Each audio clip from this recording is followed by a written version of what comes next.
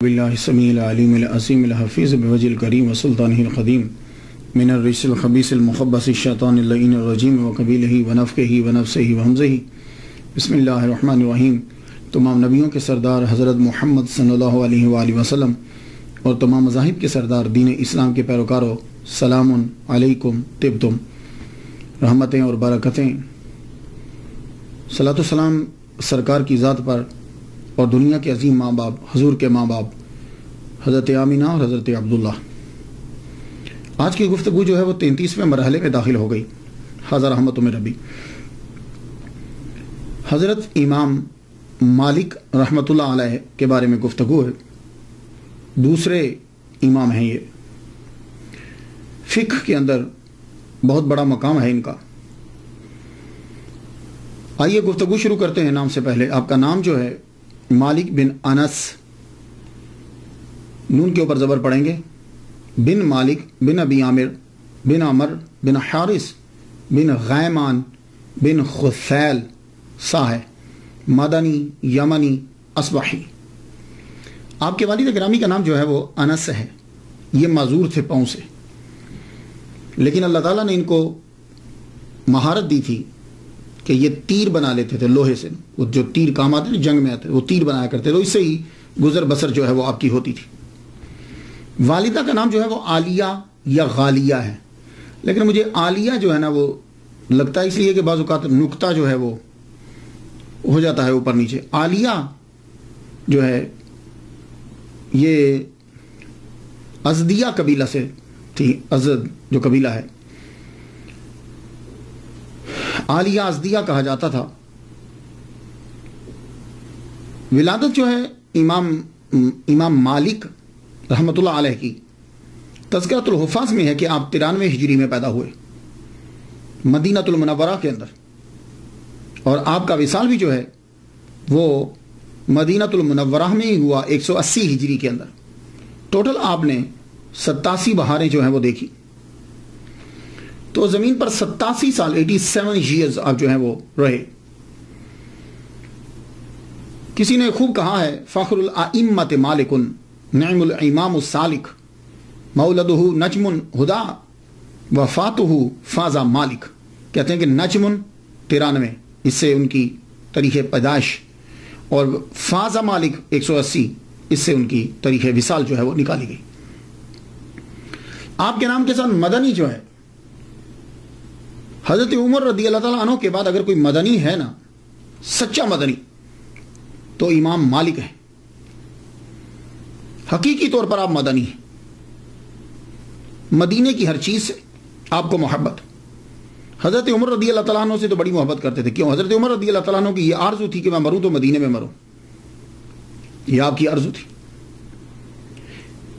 یہ بھی حضرت عمر رضی اللہ تعالیٰ عنہ سے بڑا پیار کرتے تھے، انہی کی طرح مونچھیں رکھی ہوئی تھی، اور انہی کے فتاوا پر، ان کے بیٹے کے فتاوا پر جو ہے وہ فتوا دیتے تھے، انہی کی فقہ کو زیادہ تر ترجیح دیتے تھے، انہی کی جگہ پر بیٹھتے تھے۔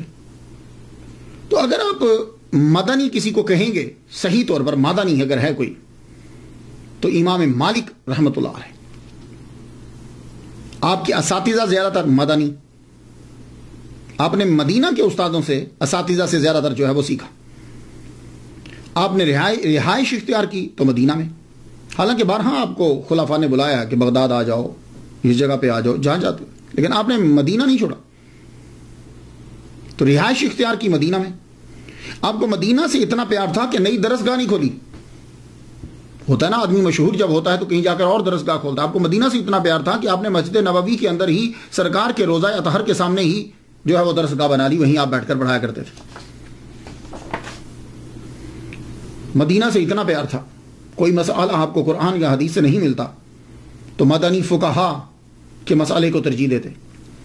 اور مدینہ سے اتنا پیار تھا کہ چونکہ زندگی میں ایک حج فرض ہے صاحب استطاعت کے لیے، تو بس ایک حج ہی کیا، اس کے بعد دوبارہ حج کرنے نہیں گئے کہ کہیں رستے میں میرا وصال نہ ہو جائے، میں چاہتا ہوں کہ میں مروں تو مدینہ کے اندر مروں۔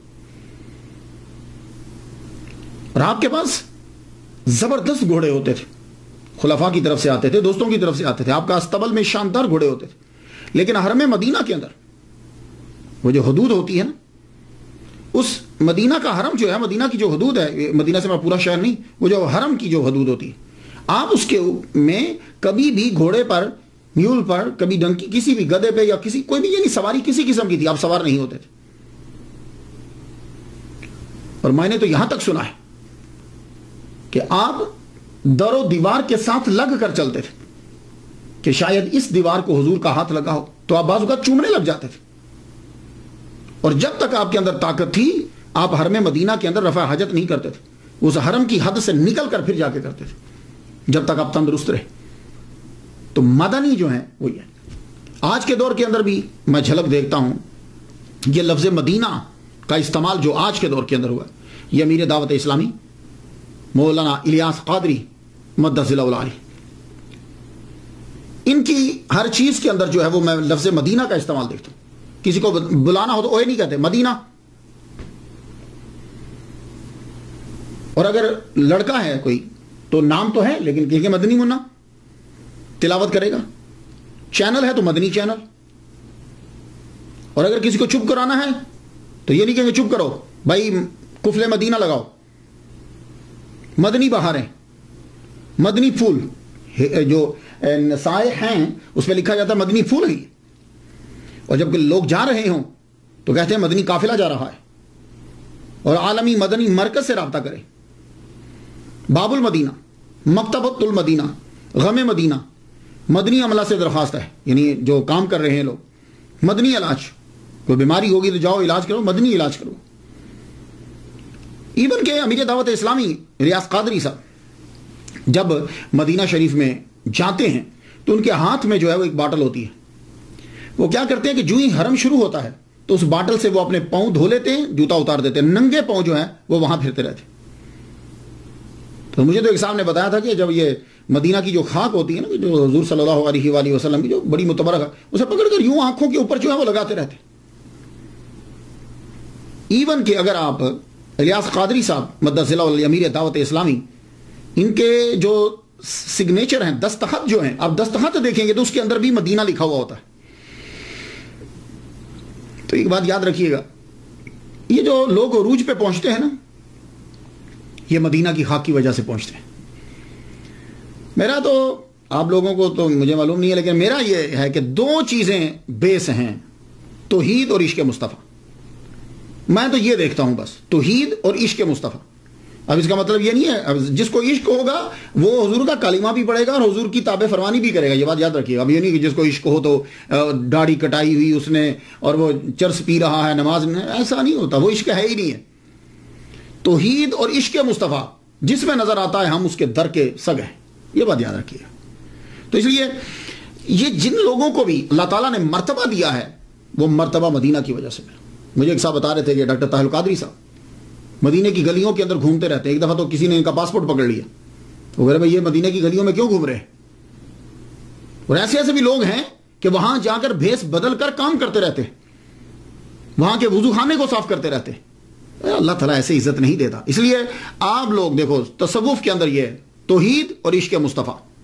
کسی میں توحید ہے اور عشق مصطفیٰ نہیں، وہ بھی بندہ ابھی تک کامل نہیں ہوا. توحید اور عشق مصطفیٰ جس میں دیکھو دیوانے ہو جاؤ اس پہ.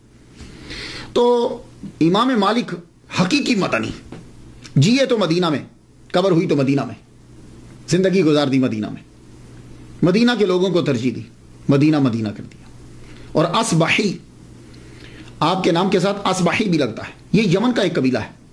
ابو عامر پہلے تھے کہ جو یمن سے آئے تھے اور حضور صلی اللہ علیہ وآلہ وسلم کے ہاتھ پر اسلام قبول کیا. اور یہ غزوہ بدر کے علاوہ تمام غزوات میں محمد مصطفیٰ صلی اللہ علیہ وسلم کے ساتھ شریک ہوئے. تو یہ چونکہ قبیلے کے ساتھ تعلق رکھتے تھے، اس قبیلے کے ساتھ، اسی لیے امام بنی اصبح قبیلہ تھا نا یمن کا، تو امام مالک بن انس اصبحی جو ہے یہ کہہ رہا ہے. تو یمنی، چونکہ آپ کے آباء و اجداد جو ہیں وہ یمن میں رہتے تھے تو یمن سے آئے تھے، اس لیے آپ کے نام کے ساتھ آپ لوگ یمن بھی جو ہیں وہ یمنی بھی پڑھیں. اب آ جائیے گفتگو آگے شروع کرتے ہیں. امام مالک رحمۃ اللہ علیہ، آپ کا خاندان جو ہے وہ علمی گھرانہ ہے. کوئی نہ کوئی وجہ ضرور ہوتی ہے کہ آدمی جب بلندی پہ پہنچتا ہے نا تو کوئی نہ کوئی چیز ضرور آتی ہے. آپ کا گھرانہ علمی گھرانہ، بھائی آپ کے پڑھے ہوئے، دادا صاحب علم، پردادا صاحب علم، باپ علم کا قدردان. اب تفاوت تو فرق تو ہوتا ہے نا, مراتب تو ہیں. امام مالک کے والد گرامی رات کو کھانا اکٹھا کھاتے, ٹیبل پہ جب بیٹھ جاتے تو آپ اپنے بیٹوں سے کوئی نہ کوئی مسئلہ ضرور پوچھتے, اور یہ آپ لوگوں کو بھی کرنا چاہیے, خاص طور پہ آپ لوگ جو امریکہ میں ہو, یورپ میں ہو. میری تقریر تو خیر تقریباً سنی جاتی ہے. آپ جب بیٹھو تو بیٹے سے مسئلہ پوچھو, وضو کیسے کرتے ہیں, ٹائم کیا ہے, اس طرح کے نمازوں کے ٹائم کیا ہے, نمازوں کے نام کیا ہیں, مہینوں کے نام کیا ہیں. تو وہ اپنے بچوں سے پوچھتے. فقہ کا مسئلہ آپ نے امام مالک سے پوچھا, تب چھوٹے تھے وہ, امام مالک سے پوچھا, وہ جواب نہ دے پائے, آپ کو بڑا غصہ آیا, آپ نے انتہائی کھانے کی ٹیبل کے اوپر ڈانٹا. آپ کی والدہ جو ہیں وہ بھانپ گئی, رخ کو موڑ دیا انہوں نے. وجہ کیا تھی؟ ڈاکٹر ہشام ہیں, یہ اچھے مورخ ہیں, بولتے بھی اچھا ہیں, تاریخ پر بڑا عبور حاصل ہے ان کو. کہنے اصل میں امام مالک رحمۃ اللہ علیہ کو بچپن میں ان کا رجحان ہو گیا ان لوگوں کی طرف کہ جو لوگ گاتے ہیں. اور آپ کو معلوم ہے کہ جب آدمی چھوٹا ہوتا ہے نا تو وہ چاہتا ہے کہ میں بھی پاپولر ہو جاؤں, میں مشہور ہو جاؤں. تو آپ دیکھتے تھے کہ جو لوگ گاتے ہیں یہ لوگ بڑے مشہور ہوتے ہیں, تو آپ کا دل کرتا تھا کہ میں سنگنگ کی طرف میں چلا جاؤں. آپ کی والدہ جو ہیں, اب آپ کے والد آپ لانا چاہتے ہیں دین کی طرف, تو آپ کی والدہ سمجھ گئی, بولی بات کو موڑا کا میں خود سمجھاتی. کھانا ختم ہونے کے بعد آپ لے کر گئی, بیٹے کو سمجھا کے, بیٹے دیکھو یہ جو اداکار اور اداکارائیں ہوتی ہیں, یہ سیلیبریٹیز جو ہیں, یہ بیٹے جوانی تک لوگ ان کے دیوانے ہوتے ہیں. جب جوانی ختم ہو جاتی ہے نا تو لوگ بوڑھے ہو جاتے ہیں, جب وہ بوڑھے ہوتے ہیں نا تو لوگ دیندار ہو جاتے ہیں, تو جب دیندار ہوتے ہیں نا تو پھر وہ سمجھتے ہیں یہ کام برا تھا, تو پھر وہ ان کے فین نہیں رہتے. تو ان اداکاروں کا اور اداکاراؤں کا بڑھاپا انتہائی برا ہوتا ہے, اللہ معافی دے, کوئی آدمی ان کو پھر پوچھتا نہیں ہے. تو بیٹے وہ چیز سیکھو کہ تمہارے مرنے کے بعد بھی تمہارا نام زندہ رہے. بیٹے کے ذہن میں یہ بیٹھ گئے. تو مائیں جو ہوتی ہیں نا یہ بڑی زبردست کمال کی ٹیچر ہوتی ہیں. تو آپ کے ذہن میں بیٹھ کے لگے ماں میں پڑھوں گا. تو والدہ ماجدہ عالیہ ازدیہ نے کیا کیا, آپ نے بیٹے کو غسل کروایا, کہا چل بیٹے نہاؤ. نہا کے آئے, خوبصورت لباس پہنوایا. بھائی وہ اتنے غریب نہیں تھے, مہنگا لباس پہنایا اپنے بیٹے کو, اور سر کے اوپر پگڑی رکھی. یہ جیسے آپ نے دیکھا نا مدنی منع دیکھے آپ نے, سر کے اوپر پگڑی ہوتی, تو پرانے زمانے میں پگڑی رکھتے تھے, پگڑی رکھی, لیکن قد چھوٹا پگڑی بڑی رکھی, کہنا چل بیٹا چل. تو امام مالک کی والدہ محترمہ آپ کو لے کر سیدھا مسجد نبوی چلی گئی. مسجد نبوی میں چلی گئی. مسجد نبوی اس وقت دنیا کی بڑی یونیورسٹیز جیسی ایک یونیورسٹی تھی. Can you believe 70 classes Masjid Nabawi میں لگتی تھی, 70 کلاسز. ابھی بھی میں گیا ہوں تو میں نے دیکھا کہ وہاں بھی آپ بھی اگر کوئی جائے نا عشاء کے قریب, مغرب کے بعد, تو آپ کو وہاں ایک آدمی یہاں پڑھا رہا ہے, ایک آدمی یہاں پڑھا رہا ہے, ایک آدمی یہاں پڑھا. آج بھی کلاسز لگتی ہیں. اس دور میں 70 کلاسز لگتی تھیں.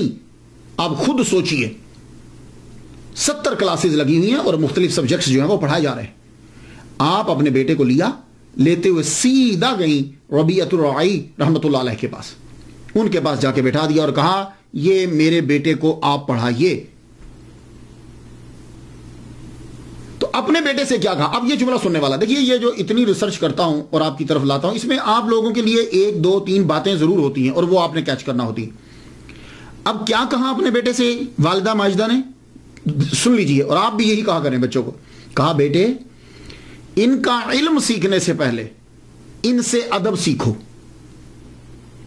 علم سیکھنے سے پہلے, یعنی جو اللہ نے ان کو علم دیا ہے وہ علم سیکھنے سے پہلے ان سے ادب سیکھو, مینرز سیکھو, یہ چیزیں ان سے سیکھو, اس کے بعد پھر علم سیکھنا. امام مالک رحمۃ اللہ علیہ کو اپنے استاد سے محبت ہو گئی, عقیدت ہو گئی.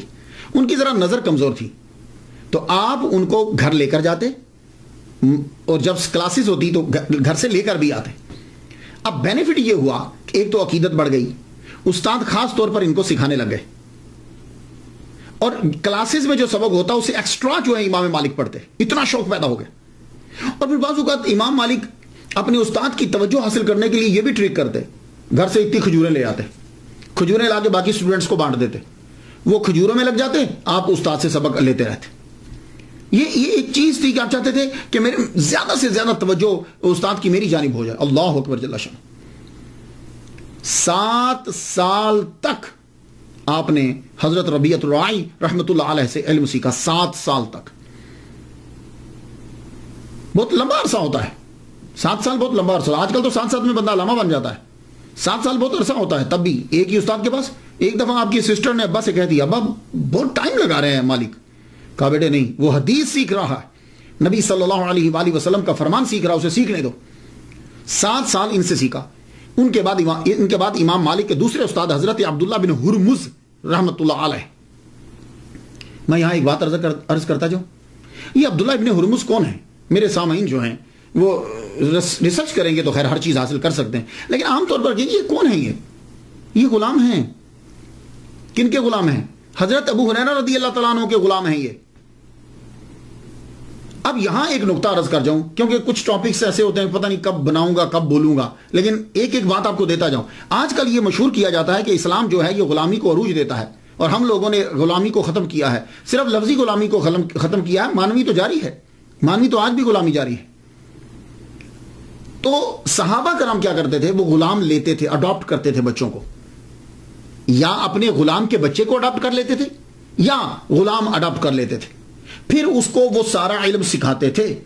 اسی لیے جا کر دیکھ لیجئے کہ آپ بڑے بڑے مفسرین, محدثین, مفکرین کے اندر آپ کو غلام زادے نظر آئیں گے. اب یہی حضرت عبداللہ ابن ہرمز رحمۃ اللہ علیہ, حضرت ابو ہریرہ رضی اللہ تعالیٰ عنہ نے ان کو اڈاپٹ کیا اور ان کو پوری حدیث سکھائی. اب آپ خود سوچئے کہ ان کے پاس کتنی حدیث ہوں گی. تو ہمارے ہاں یہ چیز نہیں ہے. بڑے بڑے مفکر. اور بھی ایک یہاں اور سن لیجیے. اب غلام کا درجہ اس دور میں غلام کی کیا کیٹیگری ہوتی ہے؟ یعنی آپ کے معاشرے میں جو کمین ہے نا, کم تر درجے کا, اس کے برابر غلاموں کا درجہ ہوتا تھا. اب آپ اندازہ کر لیجئے. لیکن وہ لوگ یہ سمجھتے تھے کہ اس شخص کے پاس علم ہے, یہ خوبی رکھتا ہے, وہ اس کی عزت کرتے تھے. خود اب امام مالک دیکھ لیجئے نا کہ عبداللہ ابن ہرمز 8 سال ان سے سیکھا اور یہ غلام ہے. یہاں سے آپ کو غلاموں کا مقام معلوم ہو جائے گا. نافع کون ہے؟ جو سب سے زبردست چین ہے, یہ عظیم محدث اور سکالر, یہ حضرت عبداللہ بن عمر کے غلام ہے. اور اکرمہ کون ہے؟ عظیم مفسر اور سکالر, حضرت اکرمہ. یہ کون ہے؟ کہتے ہیں یہ عبداللہ بن عباس کے غلام. وہ ایک اکرمہ آپ کے ذہن میں آ رہا نہیں, وہ نہیں ہے. محمد بن سیری عظیم سکالر, یہ غلام تھے صحابی مصطفیٰ انس بن مالک. تو عبداللہ ابن ہرمز رحمۃ اللہ علیہ سے 8 سال تک ان سے جو ہے وہ علم سیکھا. ظاہری علم بھی سیکھا اور باطنی بھی سیکھا, جس کو آپ تصوف کہتے ہو. تو آپ نے فرمایا کہ میں نے سارا علم جو ان سے سیکھا وہ لوگوں کو میں نے بتایا نہیں. تو ان سے آپ نے تصوف کا بھی علم جو ہے وہ سیکھا ہے. تب تصوف اور صوفیزم, ابھی یہ نام اصطلاحات جاری نہیں ہوئی تھی. تو حضرت عبداللہ بن عمر رضی اللہ تعالیٰ عنہ کہ شاگرد نافع سے بھی سیکھا. النافع عن عبداللہ بن عمر رضی اللہ تعالیٰ عنہ کا گولڈن چین جو ہے, سب سے زبردست سند جسے کہا جاتا ہے, وہ امام مالک روایت کرتے ہیں نافع سے, نافع روایت کرتے ہیں عبداللہ بن عمر سے, حضرت عبداللہ بن عمر رضی اللہ تعالیٰ عنہ روایت کرتے ہیں محمد مصطفیٰ صلی اللہ علیہ وسلم. کہتے ہیں ٹاپ کی چین یہ چین ہے. اور آپ کے جتنے اساتذہ ہیں وہ زیادہ تر تابعین ہیں, اور وہ تمام کے تمام جو ہیں وہ رہائشی ہیں مدینہ کے. اس لیے کہا جاتا ہے کہ آپ نے تقریباً 300 تابعین سے جو علم جو ہے وہ سیکھا, 300 تابعین سے. اب علم سیکھنے کے لیے پیسے درکار ہوتے ہیں. ہم لوگ تو یہ سمجھتے ہیں کہ لوگوں نے علم ایسے ہی سیکھ لیا. نہیں, اس وقت پیسے چاہیے ہوتے تھے. لاکھ دینار لگا دیا علم حدیث سیکھنے کے اوپر, تو فیس دینا پڑتی تھی. تو ایک دفعہ ضرورت پڑ گئی آپ کو دوران علم, کتابوں کی ضرورت پڑ گئی. تو آپ نے کیا کیا؟ آپ نے چھت کے اندر لکڑیاں تب لگتی تھی, تو وہ لکڑی بڑی قیمتی تھی. آپ نے چھت کو توڑا اور وہ لکڑی جو ہے وہ نکال کے بیچ کے اسے جا کے کتابیں لے کر آئے. اللہ اکبر جل شانہ. تو آپ کے جو اساتذہ ہیں ان میں سے عبداللہ بن دینار ان سے سیکھا, محمد ابن منکدر سے سیکھا, ابن شہاب زہری سے سیکھا.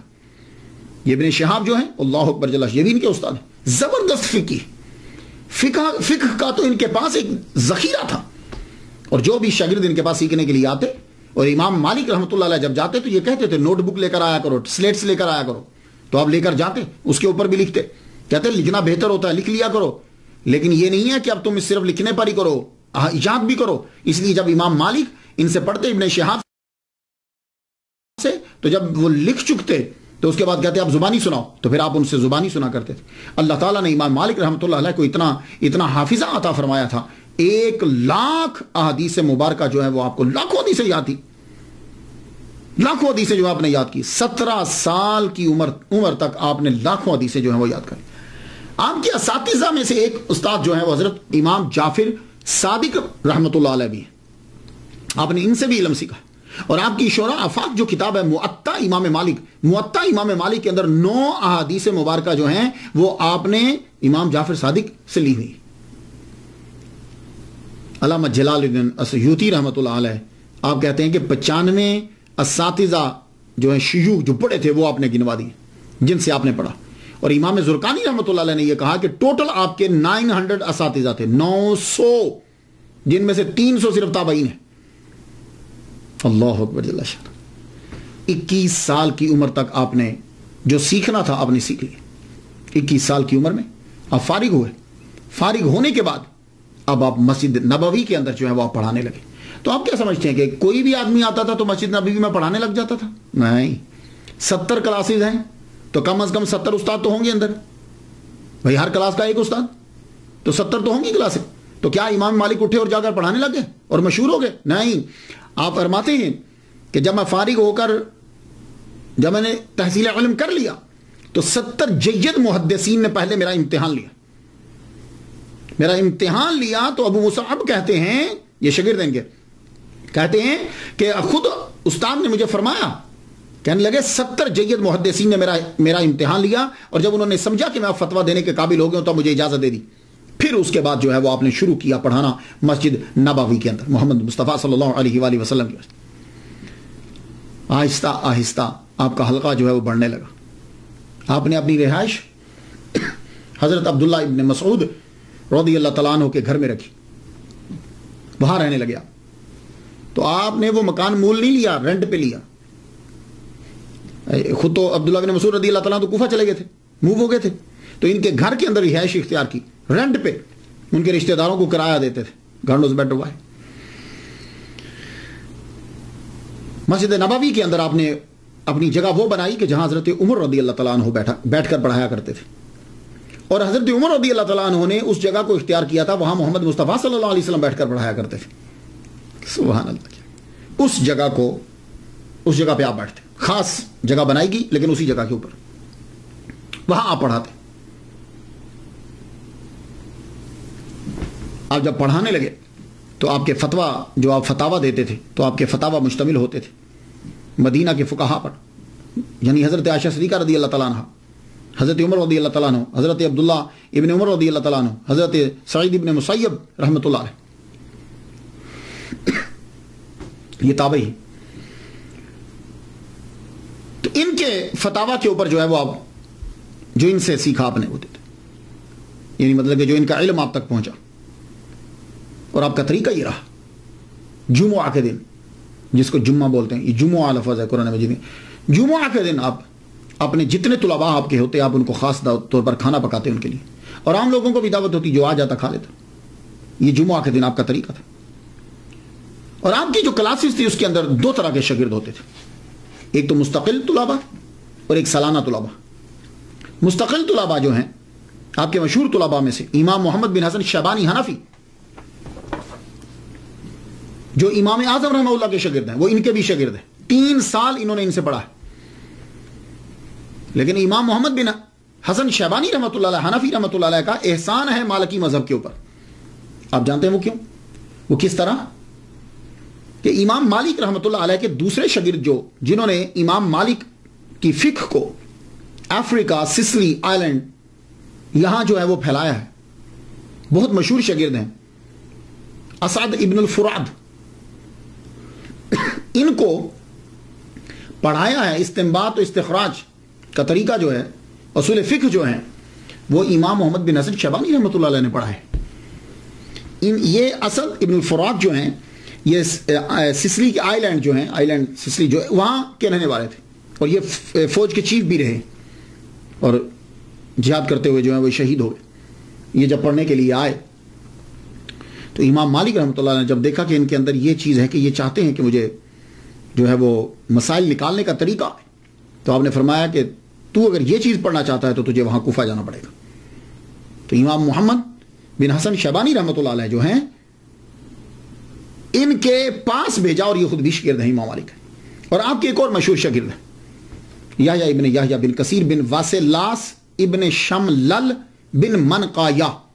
یہ میں طلباء کے لیے بولتا ہوں، جن لوگوں نے لکھنا یا بولنا ہوتا ہے ان کے لیے میں بول دیتا ہوں، عام لوگوں کے لیے تو اتنا ہی کافی ہے۔ یحییٰ بن کثیر بن واسلاس ابن شملل بن منقایہ بربری، یہ 20 سال کی عمر میں امام مالک سے ملنے کے لیے آئے۔ موطا انہوں نے پہلے سے یاد کر لی ہوئی تھی، 14 مرتبہ آ کر انہوں نے موطا جو ہے یہ امام مالک رحمۃ اللہ علیہ کے سامنے سنائی ہے انہیں، اور انہی کی موطا جو ہے وہ بہت مشہور ہے۔ یا ویسے تو اس کے بہت سے نسخے کیے گئے ہیں، لیکن ان کی موطا لکھی ہوئی جو ہے وہ بہت مشہور ہے، ان کی جو کاپی۔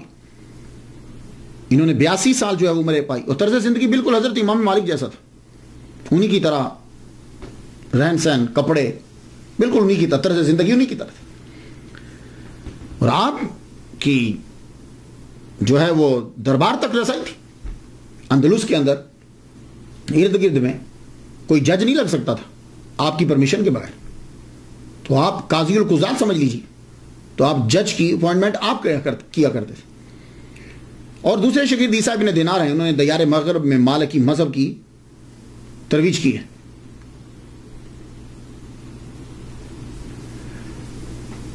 اسی طرح امام مالک کے شاگردوں میں سے آپ کی بیٹی جو ہے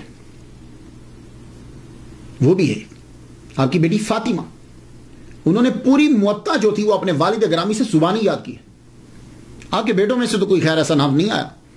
ایک بیٹے سے آپ کہا کرتے تھے پڑھ لو، لوگ اتنی دور دراز سے مجھ سے پڑھنے کے لیے آتے ہیں، تم کیوں نہیں پڑھتے؟ تو ان کو بڑا شوق تھا یہ کبوتروں کا، کبوتر اڑانے کا، تو امام مالک بارہ بلاتے تھے، آؤ یار مجھ سے پڑھ لو، ادھر نہیں، مجھے دلچسپی نہیں۔ لیکن آپ کی بیٹی جو ہیں انہوں نے پڑھا، موطا یاد کی، اور بعد میں لوگ جو ہیں، خاص طور پر عورتیں جو ہیں، وہ جب حدیث یاد کرتی تھی ان سے تصحیح کرواتی تھی، یا کسی اور کو بھی شک ہوتا تھا تو وہ آ کے پوچھتا تھا۔ یہ تو تھے وہ طلباء کے جو مستقل پڑھتے تھے، آئے اور رہے، 7 سال رہے، 3 سال رہے، 4 سال رہے۔ کچھ طلباء ہوتے تھے کہ جو امام مالک کے پاس پڑھنے کے لیے سالانہ آتے تھے۔ سالانہ مطلب کیا ہے؟ موسم حج میں وہ دور دراز سے حج کرنے کے لیے آتے، حج کرنے کے بعد مدینہ ضرور حاضری دیتے۔ مدینہ جب آتے تو امام مالک کی کلاسز ہوتی، ان کے اندر بڑے بڑے فقہا بیٹھتے تھے۔ امام مالک کو اللہ تعالیٰ نے بڑا عروج دیا۔ آپ اس سے اندازہ لگائیے کہ آپ کے حلقہ کے اندر، آپ کے درس کے اندر امام اعظم رحمۃ اللہ علیہ بھی تشریف لائے ہیں۔ اس واقعے کو علامہ عبد الرحمن صفوری شافعی رحمۃ اللہ علیہ نے لکھا ہے نزہۃ المجالس کے اندر، اور ویسے بہت بڑے محدث جو ہیں علامہ عبد المصطفیٰ اعظمی رحمۃ اللہ علیہ، انہوں نے بھی اپنی کتاب روحانی حکایات کے اندر اسے لکھا ہے کہ امام اعظم رحمۃ اللہ علیہ جو ہے وہ ان کی محفل میں بیٹھ گئے تو ان کو واقفیت نہیں تھی، ملاقات نہیں تھی، بیٹھے تو آپ کی نظر پڑی کہ نو کمر پہ ہے کہ نیا آدمی، پوچھنے لگے آپ کہاں سے ہیں؟ کہا عراق سے ہوں۔ کہا اچھا آپ شہر نفاق سے ہیں؟ وہ بس کوئی موج تھی، کہنے لگے اچھا وہی عراق جو شہر نفاق ہے؟ تو امام اعظم ابو حنیفہ نعمان بن ثابت رحمۃ اللہ علیہ فرما لگے اجازت ہے ایک آیت پڑھ دوں؟ کہا کہ ہاں ضرور پڑھیے۔ تو امام اعظم جو ہیں وہ آیت پڑھنے لگے، سورہ توبہ کی آیت نمبر 101، وَمِمَّنْ حَوْلَكُم مِّنَ الْأَعْرَابِ مُنَافِقُونَ وَمِنْ أَهْلِ الْعِرَاقِ مَرَضُوا عَلَى النِّفَاقِ، اور تمہارے گرد و نواح کے دیہاتی گنواروں میں بعض منافق ہیں اور بعض بشندگان عراق۔ اصل میں یہاں عراق نہیں ہے، یہاں مدینہ ہے، لیکن آپ نے مدینہ پڑھا نہیں، ادب کا تقاضا، آپ نے اس نہیں پڑھا۔ اور یہ لوگ نفاق پر اڑے ہوئے ہیں، مردوا علی النفاق۔ امام مالک حافظ تھے، ایک دم سے اچھل پڑا، کہنے لگے کیا کر رہے ہیں آپ؟ آیت تو صحیح پڑھیے۔ آپ نے فرمایا اچھا تو پھر آپ پڑھ دیجئے، صحیح کیسے؟ تو انہوں نے پڑھی وَمِمَّنْ حَوْلَكُم مِّنَ الْأَعْرَابِ مُنَافِقُونَ وَمِنْ أَهْلِ الْمَدِينَةِ مَرَضُوا عَلَى النِّفَاقِ۔ تو یہ اب جب یہ پڑھا تو اب ان کا چہرہ دیکھنے لگے، تو امام مالک بھی سمجھ گئے، کہنے لگے اب آپ ہی بتائیے کہ شہر نفاق والے کون ہیں؟ ہوئے امام مالک چونک پڑے۔ پھر انہیں بتایا گیا جناب یہ ابو حنیفہ ہیں، فقیہ عراق ہیں، اب ان کی دوستی ہوئی، پھر بعد میں آپ ان کے فتاوا منگوایا کرتے تھے، بلکہ ڈیوٹی لگائی ہوئی تھی کہ جو ان کی طرف سے فتاوا جاری ہوں وہ یہاں بھیجا کریں۔ تو یہ میں آپ کو مثال دے رہا ہوں کہ سالانہ طلباء بھی ایسے جو وہ قافلہ آیا، کچھ عرصہ رکا، ان سے علم حاصل کیا، اس کے بعد چلا گیا۔ امام مالک رحمۃ اللہ علیہ کی طرز زندگی، وہ بادشاہی میں فقیری کی ہے آپ نے، ماشاءاللہ اللہ تعالیٰ نے آپ کو بڑا لمبا قد دیا تھا، نیلی آنکھیں دیں آپ کی، حالانکہ عرب میں نیلی آنکھیں نہیں ہوتی، نیلی آنکھیں دیں آپ کی، بڑا خوبصورت چہرہ تھا، مہنگے ترین کپڑے، آپ جو بہترین ڈیزائنر تھے، یمن کے، ایجپٹ کے اور خراساں کے بہترین ڈیزائنر آپ کے کپڑا جو ہے وہ بیچتے تھے، وہاں سے کپڑا بن کر آتا تھا اور آپ پہنتے تھے۔ زیادہ تر کوشش ہوتی تھی کہ کپڑے کا کلر جو ہے وہ وائٹ ہو، آپ وائٹ کپڑا جو ہے پہنتے، خوشبو لگاتے، زبردست خوشبو لگاتے۔ اس کے بعد آپ نے ایک انگوٹھی رکھی پہنتے تھے آپ چاندی کی، اور اس کے اوپر کالے رنگ کا جو ہے وہ نگ تھا، اور اس نگ کے اوپر لکھا ہوا تھا حسبنا اللہ و نعم الوکیل، یہ لکھا، اور آپ کی مونچھیں جو ہیں وہ بڑی تھی، حضرت عمر رضی اللہ تعالیٰ عنہ کی بھی مونچھیں بڑی تھی، یہاں سے آپ رکھ کے کاٹ دیتے تھے، منڈواتے نہیں تھے مونچھیں۔ آپ پوچھا گیا امام مالک سے کہ آپ مونچھیں کیوں نہیں منڈواتے؟ کہنے لگے یہ مونچھیں مونڈ دینا مسئلہ بنانے کے مترادف۔ تو حضرت عمر رضی اللہ تعالیٰ عنہ بھی جب کبھی کوئی مشکل مسئلہ آتا تو آپ یوں مونچھ کو پکڑ کے تاؤ دیتے تھے، اسے تاؤ دینا کہتے ہیں، یوں کرنا۔ تو سیم حضرت امام مالک بھی کرتے تھے، جب کبھی کسی مسئلے کو سوچ رہے ہوتے تو یوں آپ مونچھ کو پکڑ کے آپ بھی تاؤ دیا کرتے تھے۔ تو یہاں سے بڑی تھی، یہاں رکھ کے نا مثلاً تو یوں کاٹ دیا کرتے تھے۔ اللہ اکبر جل شان۔ اور آپ جس گھر میں رہتے تھے اس گھر کے دروازے پہ آپ نے لکھا تھا، اور یہ اگر آپ کو بھی موقع ملے تو ضرور لکھیے گا۔ یہ سورہ کہف کی آیت نمبر جو ہے وہ 39 ہے، اس کا ایک حصہ ہے یہ۔ تو آپ نے جس گھر میں رہتے تھے، حضرت عبداللہ بن مسعود کا تھا نا، تو وہاں باہر لکھوایا ہوا تھا وَلَوْلَا إِذْ دَخَلْتَ جَنَّتَكَ قُلْتَ مَا شَاءَ اللَّهُ۔ تو یہ باقی تو چھوڑ دیا ہے، لیکن اکثر ہم ماشاء اللہ جو ہے وہ گھروں کے دروازے پہ ضرور لکھواتے، تو آپ بھی ماشاء اللہ جو ہے وہ ضرور لکھوایا کریں۔ اور جب تو اپنے باغ میں داخل ہوا تو نے کیوں نہیں کہا ماشاء اللہ لا قوت الا باللہ؟ اور جب نماز پڑھنے کے لیے امام مالک رحمہ اللہ جاتے مسجد میں تو ایک رومال لے کر جاتے ساتھ، نرم سا نا رومال، نرم سا ہاتھ میں جو تھا رومال لے کر جاتے۔ کسی نے پوچھا جو نماز پڑھنے جاتے ہیں تو یہ رومال کیوں لے کر جاتے ہیں؟ فرمانے لگے اس رومال کو رکھ کے سجدہ کرتا ہوں اوپر۔ پوچھا کیوں؟ تو زمین پہ کرے نا۔ کہنے لگے پھر وہ یہاں محراب بن جاتا ہے، تو میں نہیں چاہتا کہ لوگ یہ میرا کالا نشان دے کے کہیں گے وہ دیکھو بہت بڑا زاہد آ رہا ہے، تو میں یہ رومال نیچے رکھتا ہوں تاکہ اوپر ماتھا رکھوں تو وہ نشان نہ بنے۔ اللہ اکبر۔ اور یہ جو مشہور ہے کہ آپ بڑے نفیس کپڑے پہنتے تھے، بڑے مہنگے کپڑے پہنتے، یہ بات بہت مشہور ہے، بہت مہنگے کپڑے پہنتے تھے۔ ایون کہ ہمارے پیر جو ہیں عبد القادر گیلانی رحمۃ اللہ، وہ بھی بہت مہنگے کپڑے پہنا۔ اولیاء کرام کا اور صوفیاء کرام کا ایک گروپ ایسا ہے کہ جو کہتے ہیں کہ یہ قرآن سے بھی ثابت ہے، حدیث مبارکہ سے بھی ثابت ہے کہ اللہ تعالیٰ نے جب کسی کو دیا ہو تو اس کا اظہار جو ہے وہ اس کے لباس سے ہونا چاہیے، اس کے کپڑوں سے ہونا چاہیے۔ اب یہ ایک علیحدہ ٹاپک ہے، میں جانا نہیں چاہتا، آپ سمجھ گئے ہوں گے۔ تو امام مالک بھی انہی میں سے ہیں کہ جب اللہ تعالیٰ نے دیا ہے تو اللہ تعالیٰ کی نعمت کا شکر ادا کرنے کے لیے تمہیں وہ چیزوں کا استعمال جو ہے وہ کرنا چاہیے۔ امام مالک کا فلسفہ یہ تھا کہ زہد کپڑوں کے اندر نہیں ہوتا، زہد جو ہے وہ دل کی ایک کیفیت کا نام ہے، تو اس لیے یہ ضروری کہ بڑے پرانے کپڑے جو ہیں وہ پہنے جائیں۔ دوسری وجہ یہ ہے کہ امام مالک محمد مصطفیٰ صلی اللہ علیہ وآلہ وسلم کی حدیث مبارکہ کا بڑا احترام کرتے تھے، بہت احترام کرتے تھے۔ آپ اندازہ اس بات سے لگا لیجیے کہ امام مالک رحمۃ اللہ علیہ نے جب حدیث پڑھانا ہوتی تھی تو ایک نشست کے لیے آپ غسل فرماتے تھے، کپڑے پہنتے، خوشبو لگاتے، ایون کہ آپ کی محفل میں جہاں حدیث پڑھائی جاتی تھی وہاں اور لبان جو ہے وہ سلگایا جاتا تھا۔ تو آپ جو ہے اتنا، اور اگر بیچ میں نشست میں وقفہ پڑ گیا، یعنی کوئی سی جگہ چلے گئے یا گھر چلے گئے، اس کے بعد کسی نے پھر کہا کہ مجھے حدیث سنا دیجیے، مسئلہ نہیں حدیث، تو آپ دوبارہ سے پھر شاور لیتے اور کھڑے ہو کر کبھی حدیث مبارکہ نہیں پڑھتے تھے، کہتے تھے بے ادبی ہے۔ تو ایک خاص جگہ بنائی ہوئی تھی حضور صلی اللہ علیہ وسلم کے روضہ کے پاس، وہاں آپ بیٹھتے، خوشبو سلگائی جاتی، اس کے بعد جو ہے وہ آپ شروع کر دیتے۔ اور اتنا احترام تھا کہ آپ جب تک احادیث بیان کرتے رہتے آپ پہلو نہیں بدلتے تھے۔ آپ نے دیکھا نا، ہم جب کبھی اسٹیج پہ بیٹھتے ہیں تو 4 زانوں ہیں تو 2 زانوں ہو جاتے ہیں، 2 زانوں ہیں تو 4 زانوں ہو جاتے ہیں، پہلو بدلتے رہتے ہیں۔ آپ کو اگر کوئی کیڑا کاٹتا بھی تھا اسکارپین کبھی ایک دفعہ کاٹا بھی تو آپ نے پہلو نہیں بدلا، بے ادبی ہے سرکار. تو آپ اس لیے نفیس کپڑے جو ہے وہ پہنتے تھے کہ محمد مصطفیٰ صلی اللہ علیہ وآلہ وسلم کی حدیث مبارکہ جو ہے وہ بیان کرنی. اب سوال یہ ہے کہ آپ کے پاس پیسے کہاں سے آتے تھے؟ تو آپ کے پاس پیسوں کے 3 ذرائع تھے آمدن کے. پہلا ذریعہ یہ تھا کہ آپ کے والد گرامی کی طرف سے آپ کو 100 دینار ملے تھے. اس کے علاوہ آپ کے پاس خود بھی پیسے تھے. آپ وہ پیسے جو ہیں وہ آپ نے اپنے بھائی کو دیے. آپ کے بھائی جو ہیں انہوں نے بزنس میں ان پیسوں کو لگایا، تو وہ بزنس میں جو وہ پیسے لگائے تو اب وہاں سے پارٹنرشپ جو تھی اس سے آپ کو کچھ آمدن ہو جاتی. ایک دوسرا جو ہے وہ کیا تھا کہ دوسرا آپ کے جو ہم مکتب تھے اور دوست تھے لیث ابن سعد، آپ کے دوست تھے لیث بن سعد، بڑے امیر تھے. یہ آپ کو اکثر وقتاً فوقتاً جو ہے وہ آپ کی مالی مدد جو ہے وہ کیا کرتے تھے. آپ ان کی مدد کو، کیونکہ یہ امیر تھے تو آپ ان کی مدد کو قبول کر لیتے تھے. بعض اوقات تو ایسا ہوتا کہ لیث بن سعد جو ہے جتنے بھی مدینہ کے لوگ آپ کے ساتھ رہے یا کبھی ملاقات ہوئی سب کے لیے تحائف بھیج دیا کرتے تھے. تیسرا ذریعہ یہ تھا آمدن کا آپ کے پاس، وہ ذریعہ تھا خلیفہ منصور کے ساتھ آپ کی بڑی اچھی دوستی تھی. آپ خلیفہ منصور کے تحائف کو قبول کر لیتے تھے. امام اعظم اور امام احمد بن حنبل اور امام مالک، یہ ان میں جو ہے یہ 2 گروپ ہیں کہ امام اعظم اور امام احمد بن حنبل نہ خلیفہ کا تحفہ قبول کرتے تھے نہ عوام کا. امام مالک جو ہیں یہ عوام کا تحفہ قبول نہیں کرتے تھے، خلیفہ کا کر لیتے تھے. اس کی وجہ کیا ہے؟ کہتے تھے کہ یہ چینل جو ہے یہ سیدھا رہنا چاہیے. اگر ہم ان کے ساتھ تعلقات بہتر نہیں کریں گے تو پھر ہم تبلیغ کس طریقے سے کریں گے، ان کو نصائح کس طرح کریں گے. تو یہی وجہ تھی کہ خلیفہ منصور آپ کا بڑا احترام کرتا تھا، بڑی عزت کرتا تھا.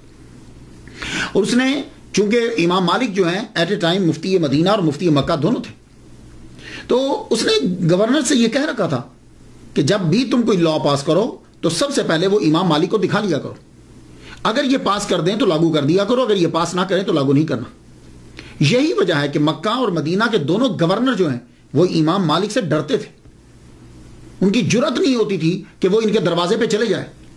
آپ کو یاد ہوگا جب میں نے امام شافعی رحمۃ اللہ علیہ کا تذکرہ کیا تو امام شافعی گورنر مکہ کا لیٹر لے کر آئے تھے گورنر مدینہ کے نام. تو گورنر مدینہ سے یہ کہا کہ آپ چلیے امام مالک سے میری سفارش کر دیجئے. تو گورنر مدینہ نے یہ کہا تھا امام شافعی سے، بیٹے تو اگر مجھے یہ کہے نا کہ میں مدینہ سے پیدل چلا جاؤں مکہ اور مکہ سے پیدل آ جاؤں مدینہ، یہ میرے لیے آسان ہے، مگر یہ بڑا مشکل ہے کہ میں جا کے تیری سفارش کروں. اور امام شافعی کہتے ہیں کہ میں اور گورنر مدینہ کتنی دیر تک امام مالک کے دروازے پہ کھڑے رہے، بڑی دیر کے بعد وہ واپس آئے. اب اس سے اندازہ لگائیے کہ امام مالک کا کتنا دبدبہ تھا. تو وہ یہ چاہتے تھے کہ یہ چینل جو ہے یہ برقرار رہے. امام مالک رحمۃ اللہ علیہ لوگوں کے سامنے مل کر کھانا نہیں کھاتے تھے، وہ کھانا گھر میں کھاتے تھے. قرآن مجید کی ایک آیت میں پڑھ رہا تھا، آپ بھی سن لیجیے. سورہ نور کی آیت نمبر 61 ہے، اس کا ایک حصہ ہے لیسا علیکم جناح ان تاکلوا جمیعا او اشتاتا، تم پر اس بات میں کوئی گناہ نہیں کہ تم سب مل کر کھاؤ یا الگ الگ کھا لو. خیر کچھ تو کہتے ہیں کہ اس سے مراد یہ ہے کہ ساروں کے ساتھ مل کر کھانا یا ایک گروپ کے ساتھ مل کر کھانا. خیر تفسیریں تو بہت ساری ہیں. میں یہ کرنا چاہوں گا کہ کچھ علماء کے لیے جو ہے نا وہ ہو جاتا ہے ایسا کہ وہ اب جب کھاتے ہیں تو لوگ معلوم ہے کیا سمجھتے ہیں، پھر لوگ اس کو بجائے اس کے کہ اس کی عاجزی سے اچھا فائدہ اٹھائیں وہ اس کی عاجزی سے برا فائدہ اٹھانے لگ جاتے ہیں. بعض اوقات ایسا ہوتا ہے. امام مالک رحمۃ اللہ علیہ کی سب سے بڑی کرامت جو ہے وہ ان کی کتاب موطا ہے. اکثر ہم موطا بول دیتے ہیں، میں آپ کی اغلاط نہیں نکالتا، لیکن یہ ہوتا ہے کہ میں وہ لفظ بول دیتا ہوں. کبھی بعض اوقات میں بھی میرے معاشرے میں جو الفاظ میں نے سیکھے ہیں میں بھی وہی بولتا ہوں، جبکہ مجھے معلوم ہوتا ہے کہ اس کا اصلی پروننسیشن یہ ہے، لیکن میری زبان سے وہی نکلتے ہیں. تو موطا جو ہے یہ اس میں مفعول کا صیغہ ہے، تو موطا امام مالک ہم بول دیتے ہیں، لیکن موطا بولیں جب کبھی آپ تقریر کر رہے ہوں. خلیفہ منصور عباسی نے کہا ایک دن، یہ کہا کہ آپ کو اتنی احادیث مبارکہ یاد ہیں تو آپ وہ تمام احادیث کو جمع کر کے ایک کتاب تالیف کیوں نہیں کر دیتے؟ وہ کتاب تالیف کر دیں تاکہ بعد میں آنے والوں کے لیے آسانی ہو جائے، یا جو آدمی آپ کے سامنے پڑھتے ہیں ان کے لیے آسانی ہو جائے. تو پھر حضرت امام مالک رحمۃ اللہ علیہ نے کتاب جو ہے وہ لکھنی شروع کی. 1,00,000 احادیث مبارکہ میں سے اللہ اکبر جل شانہ 10,000 احادیث مبارکہ کا انتخاب کیا آپ نے. 10,000 کے بعد پھر اور کم ہوتی چلی گئی. تو یہ موطا جو ہے نا یہ اس میں مفعول کا صیغہ ہے. یہ نام ہی بتاتا ہے کہ بڑی چیکنگ ہوئی اس کتاب کی. موطا کا معنی ہوتا ہے روندا ہوا، تیار کیا ہوا، نرم و سہل بنایا ہوا. یہ نام بتا رہا ہے کہ اس پہ بڑی ریسرچ ہوئی. انظار رقیقہ جو ہے اس کے اوپر اور دقیقہ اس کے اوپر لگی رہی. کل روایات کی تعداد کہتے ہیں کہ 1,720 ہے. 600 مسند ہیں، 222 مرسل ہیں، 617 موقوف ہیں، 275 اقوال تابعین ہیں۔ آپ لکھتے ہوئے کیا کرتے تھے کہ پہلے آپ ایک عنوان بناتے تھے، عنوان بنانے کے بعد اسے ثابت کرنے کے لیے حدیث مسند لاتے۔ مسند وہ حدیث ہوتی ہے کہ جس کے تمام راوی چلتے جائیں، بیچ میں کوئی مس نہ ہو، سب راوی جی سیدھا وہ راوی حضور پاک صلی اللہ علیہ وسلم تک پہنچے۔ کیسے پہنچے؟ یعنی حضور پاک، صحابی، تابعی، تبع تابعین، اس طرح سے، یہ نہیں کہ کوئی اور بندہ بیچ میں ڈال دیں، یہ ہے ترتیب۔ مسند حدیث اگر آپ کو نہ ملتی تو مرسل لے کر آتے۔ مرسل حدیث کسے کہتے ہیں؟ حدیث مرسل وہ ہوتی ہے کہ تابعی یہ کہے کہ میں نے حضور پاک صلی اللہ علیہ وسلم سے سنا، اور وہ صحابی کا نام بیچ میں سے ساکت کر دے، کئی ریزنز ہو سکتی، وہ ساکت کر دے۔ تو مرسل نہ ملتی تو آثار صحابہ کی طرف رجوع کرتے، اور ان میں حضرت عمر اور عبداللہ ابن عمر رضی اللہ تعالیٰ عنہما ان کے فتاوی کو جو ہے وہ ترجیح دیا کرتے تھے۔ تو یہ کتاب جو ہے یہ مکمل ہوئی، لکھی گئی۔ بعض کہتے ہیں کہ جب آپ کتاب لکھ رہے تھے تو بہت سے لوگوں نے یہ کہا کہ آپ کتاب کیوں لکھ رہے ہو، اور بھی لوگ بھی تو لکھ رہے ہیں۔ آپ نے فرمایا میں اللہ کے لیے لکھ رہا ہوں۔ تو کہا کیسے پتہ چلے گا، کہاں پتہ چل جائے گا؟ تو آپ نے جب موطا لکھ لی تو لکھنے کے بعد آپ نے اس کو پانی کے اندر جو ہے وہ ڈالا، ساری کتاب پانی کے اندر ڈوبی، اس کے بعد آپ نے موطا امام مالک باہر نکالی تو کسی بھی کاغذ کے اوپر پانی جو ہے وہ نہیں تھا، ایسے ہی تھا جیسا کہ اس کو بالکل طاق میں رکھ کے نکالا ہے، نہ کہ پانی۔ تو موطا امام مالک کو سرکار صلی اللہ علیہ وسلم کی جانب سے بھی منظوری جو ملی کہ سرکار کے فرامین ہے، سرکار کا فرمان ہے، اللہ اکبر جل شانہ۔ تو موطا جو ہے اس کے نسخے بہت سارے ہیں، 30 سے زیادہ کہتے ہیں اس کے نسخے لکھے گئے ہیں، لیکن یحییٰ بن یحییٰ کا موطا جو ہے یہ بڑا مشہور ہوا۔ انہوں نے جو اس کی کاپی لکھی ہے، جو دنیا میں آتا ہے آخر اس کو جانا تو ہوتا ہی ہے۔ امام مالک کے اوپر بھی وہ مرحلے آئے جو بڑے بڑے لوگوں کے اوپر مرحلے آتے ہیں۔ کہتے ہیں، اب گاڈ نوز بیٹر کہاں تک سچا ہے، کہتے ہیں کہ آپ کو بہت مارا بھی گیا، آپ کو بہت پیٹا گیا، اتنا پیٹا گیا کہ بعد آپ کا یہ جوڑ جو ہے یہ اکھڑ گیا، آپ کا یہ جوڑ اکھڑ گیا، آپ کے ہاتھوں کے اوپر جو ہے وہ مارا گیا۔ اللہ اکبر جل شانہ، اللہ اکبر جل شانہ۔ طبیعت آہستہ آہستہ جو ہے وہ آپ کی قلیل ہوتی گئی۔ 87 ایئرس، 87 سال آپ نے یہاں زمین کے اوپر جو ہے وہ گزارے۔ آخر ربیع الاول کے مہینے کے اندر آپ جو ہے وہ بیمار ہوئے۔ تو یحییٰ بن یحییٰ جو آپ کے بڑے مشہور شاگرد ہیں اور بڑے محبوب شاگرد ہیں، وہ آپ کے پاس، اور بار بار آتے جاتے ہیں کہ تاکہ استاد کی نظر میرے اوپر پڑ جائے۔ اور یحییٰ بن یحییٰ کہتے ہیں کہ 130 علماء فقہا وہاں جمع تھے، اور ہر ایک کی یہ آرزو تھی کہ ان کی نظر ہمارے اوپر پڑ جائے۔ آخر کار امام مالک رحمۃ اللہ نے اپنی آنکھیں کھولی، یحییٰ بن یحییٰ کو اپنے پاس بلایا، اور یہ بات سن لیجئے، یہ زبردست جملہ ہے، یہ خاص طور پر علماء کے لیے اور طلباء کے لیے خاص جملہ آپ نے امام مالک نے جو بول دیا۔ آپ فرماتے ہیں کسی شخص کو، یہ یحییٰ بن یحییٰ سے کہہ رہے ہیں آخر میں جب دنیا سے رخصت ہونے لگے، کسی شخص کو نماز کے مسائل بتلانا روئے زمین کی تمام دولت کو صدقہ کرنے سے بہتر ہے۔ اور یحییٰ کسی شخص کی دینی الجھن دور کرنا 100 حج کرنے سے افضل ہے۔ یحییٰ بن یحییٰ کہتے ہیں کہ اس کے بعد آپ نے کوئی گفتگو نہ کی اور آپ کا وصال ہو گیا 10، 11 یا 14 ربیع الاول کو 179 ہجری میں آپ کا وصال ہوا۔ اور یحییٰ بن یحییٰ مصمودی جو ہیں رحمۃ اللہ علیہ، انہوں نے تجہیز و تکفین کا انتظام کیا، اور آپ کی قبر مبارک آج بھی جنت البقیع کے اندر آپ کی قبر مبارک ہے۔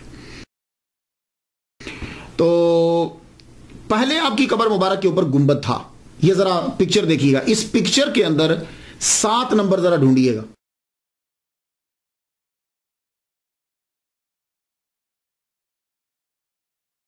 سات نمبر ڈھونڈیے گا، وہ 7 نمبر جو ہے وہ گنبد بنا ہوا ہے امام مالک کی قبر پہ۔